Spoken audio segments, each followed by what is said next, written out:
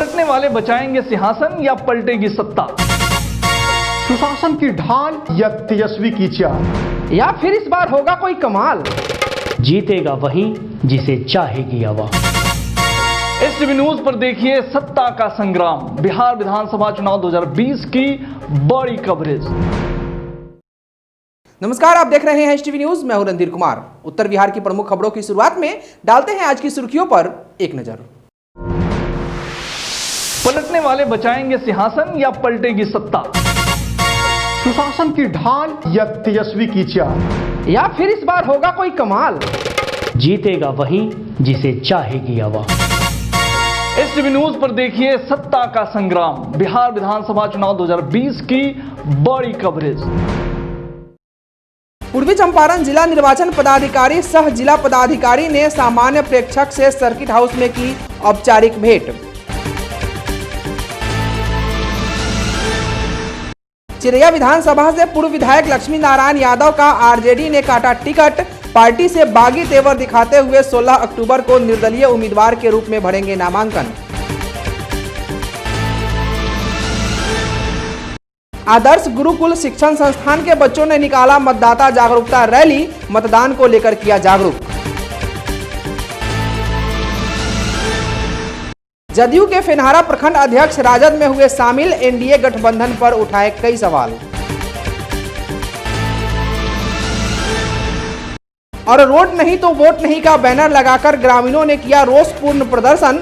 मझौलिया प्रखंड क्षेत्र के परसा पंचायत स्थित वार्ड नंबर 6, 7 और 8 का है मामला। पलटने वाले बचाएंगे सिंहासन या पलटेगी सत्ता?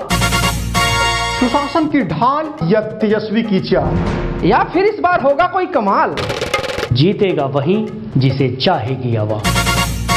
एसटीवी न्यूज पर देखिए सत्ता का संग्राम, बिहार विधानसभा चुनाव 2020 की बड़ी कवरेज। पूर्वी चंपारण जिला निर्वाचन पदाधिकारी सह जिला पदाधिकारी शीर्षत कपिल अशोक ने सामान्य प्रेक्षक से सर्किट हाउस में औपचारिक भेंट की। इस दौरान निर्वाचन के संबंध में आवश्यक वार्ता हुई।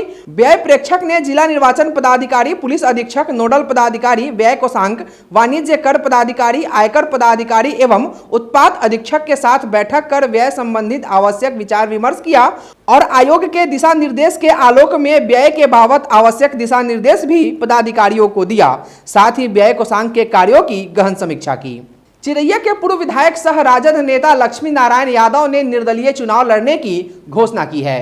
गौरतलब है कि चिरैया विधानसभा क्षेत्र से पूर्व विधायक रहे लक्ष्मी नारायण यादव को राजद ने इस बार टिकट नहीं दिया है, जिसके बाद पूर्व विधायक लक्ष्मी नारायण यादव ने पार्टी से बागी तेवर दिखाते हुए 16 अक्टूबर को नामांकन निर्दलीय उम्मीदवार के रूप में भरने का ऐलान किया है। वहीं उन्होंने कहा कि राजद वैसे उम्मीदवार को टिकट दे रखी है जिनका जनता के बीच कोई जनाधार नहीं है। उन्होंने कहा कि मुझे पूर्ण विश्वास है कि जनता मुझे निर्दलीय भी जिताकर विधानसभा भेज सकती है, क्योंकि मैंने अपने कार्यकाल के दौरान जो विकास किया है उसे जनता ने देखा है। वहीं पूर्व विधायक लक्ष्मी नारायण यादव का राजद से टिकट काट देने के बाद उनका दर्द साफ झलक रहा था। उन्होंने अपने भाषण के दौरान कहा कि जिस पार्टी की इतनी दिनों से तन मन और धन से सेवा की, उस पार्टी ने उनका टिकट काटकर एक सीट और कम कर ली है। उन्होंने कहा कि जनता को उम्मीद थी कि उन्हें राजद से टिकट मिलेगा, लेकिन तेजस्वी प्रसाद यादव ने लोगों के उम्मीदों को तोड़ दिया है। पूर्व विधायक लक्ष्मी नारायण प्रसाद यादव का निर्दलीय के रूप में लड़ना चिरैया विधानसभा की लड़ाई को दिलचस्प बनाता दिख रहा है। इस बीच हम आपको बता दें कि इस बार इस सीट पर राजद ने अच्छेलाल प्रसाद यादव को टिकट दिया है। निर्दलीय से मेरा कोई फैसला नहीं है। हम 20 बरस पार्टी में थे, 20 बरस पार्टी का सेवा किए और टिकट के लिए किसी को टिकट भी मिल गया, उसके लिए भी हमको बच्चा जी को बुला के भी नहीं कहा गया कि पार्टी को मदद करना है। तो आज सभी कार्यकर्ता चिरैया पताही के इकट्ठा हुए हैं और सब लोगों ने निर्णय लिया है कि यह लड़ाई लड़ना है और निर्दलीय लड़ना है। पश्चिमी चंपारण जिला अंतर्गत मझौलिया थाना क्षेत्र के बथना नौका टोला में 10 रोज पूर्व मुस्मात चंद्रावती देवी की नाबालिग पुत्री की शादी के नियत से अपहरण कर लिए जाने का मामला प्रकाश में आया है। आरोप है कि पड़ोस के ही अशरफ अली द्वारा अपहरण कर लिया गया है। इसको लेकर मुस्मात चंद्रावती देवी ने मझौलिया थाने में एक प्राथमिकी दर्ज कराई है। इसी बीच बुधवार की देर शाम नाबालिग लड़की के अपहरणकर्ता अपने मामा के घर से लौट रहा था, तभी पड़ोस के गांव बीरवा के कुछ युवकों की नजर उस पर पड़ी और आक्रोशित लोगों ने कानून को अपने हाथ में लेकर अशरफ अली की पिटाई की और लड़की के बारे में जानकारी मांगी और जानकारी नहीं देने पर घर में बंद कर दिया। यह बात आग की तरह फैली, जिससे देर रात्रि सैकड़ों की तादाद में लोग वहां पहुंच गए। इसकी सूचना स्थानीय चौकीदार द्वारा दूरभाष से मझौलिया पुलिस को दी गई। सूचना मिलते ही मझौलिया थाना के दरोगा सत्येंद्र नाथ सिंह मौके पर पहुंचे। मामला बिगड़ते देख अवर निरीक्षक उदय कुमार भी मौके पर दल बल के साथ पहुंचे, लेकिन पुलिस को देखते ही ग्रामीणों ने पत्थरबाजी शुरू कर दी।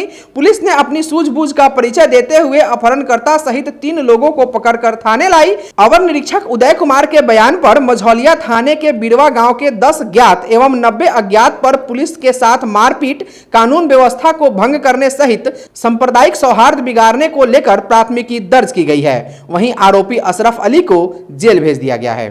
पश्चिमी चंपारण जिला अंतर्गत मझौलिया प्रखंड क्षेत्र के परसा पंचायत स्थित वार्ड नंबर 6, 7, 8 के ग्रामीणों ने रोड नहीं तो वोट नहीं का बैनर लगाकर रोषपूर्ण प्रदर्शन किया।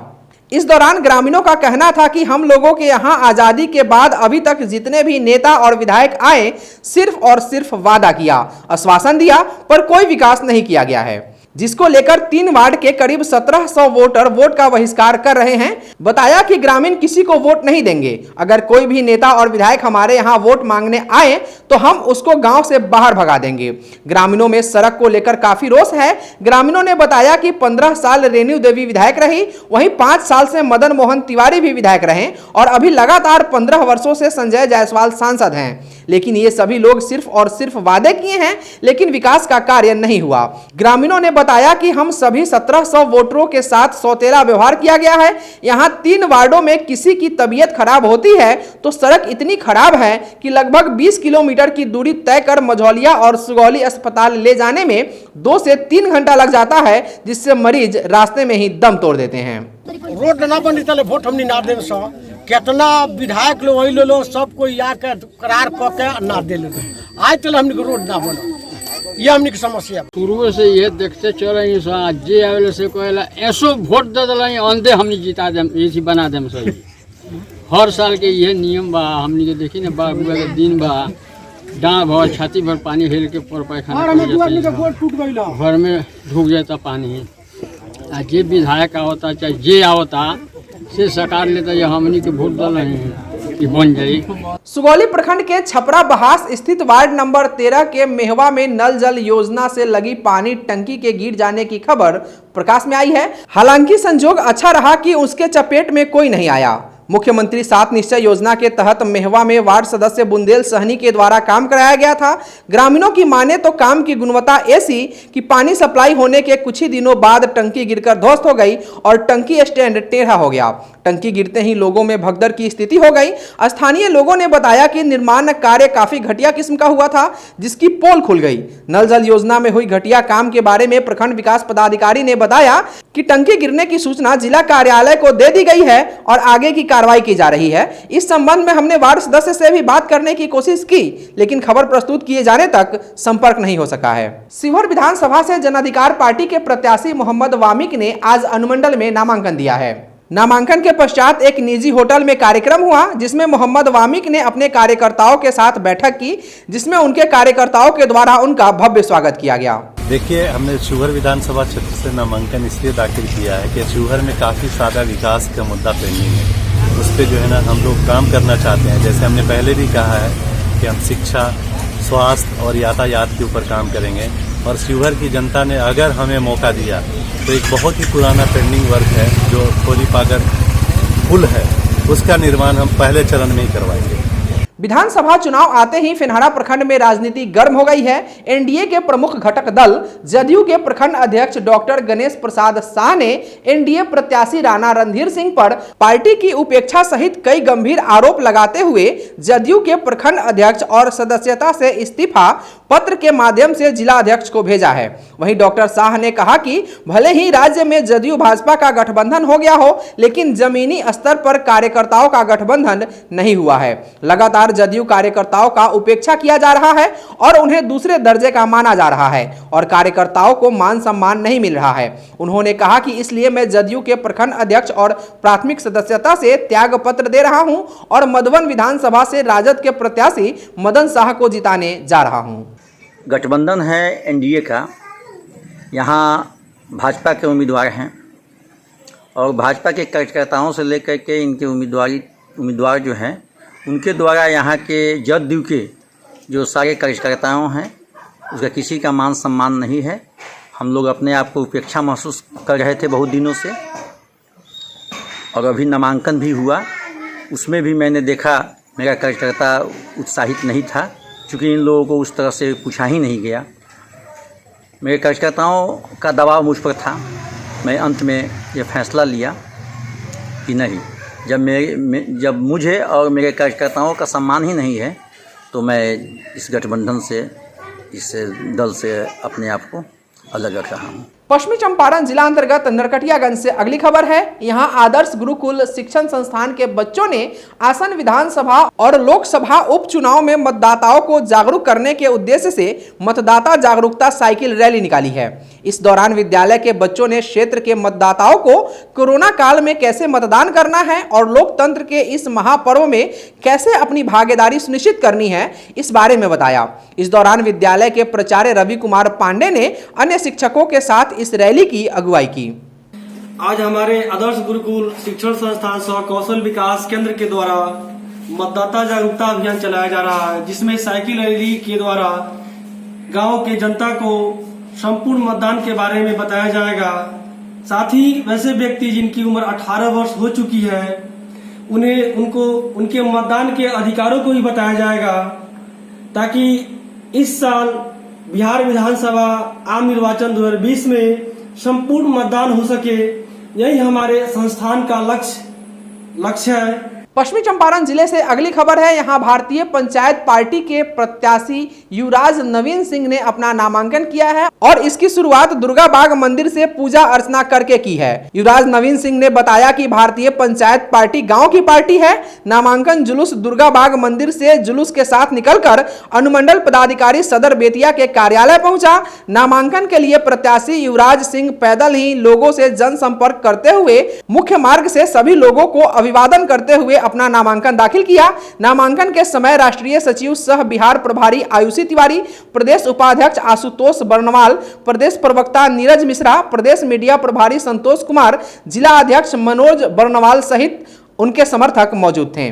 दुर्गा पूजा को लेकर सुगौली थाना परिसर में शांति समिति की एक बैठक संपन्न हुई, जिसकी अध्यक्षता पुलिस निरीक्षक शशिभूषण ठाकुर ने की। बैठक में आए थाना क्षेत्र से गणमान्य लोगों को पुलिस अधिकारियों ने कोविड-19 और चुनाव आचार संहिता को लेकर सरकार द्वारा जारी निर्देशों के बारे में बताया गया। साथ ही यह बताया कि दुर्गा पूजा सार्वजनिक स्थल पर नहीं की जाएगी, मूर्ति स्थापना नहीं होगी, पूजा पंडाल और मेला का आयोजन भी नहीं किया जाएगा, लाउड स्पीकर और डीजे नहीं बजाए जाएंगे, खेल तमाशा का आयोजन नहीं किया जाएगा और पूजा को लेकर किसी तरह का लाइसेंस जारी नहीं किया जाएगा। अगर सरकार के इन आदेशों का पालन किसी के द्वारा नहीं किया जाएगा तो उस पर कानूनी कार्रवाई की जाएगी।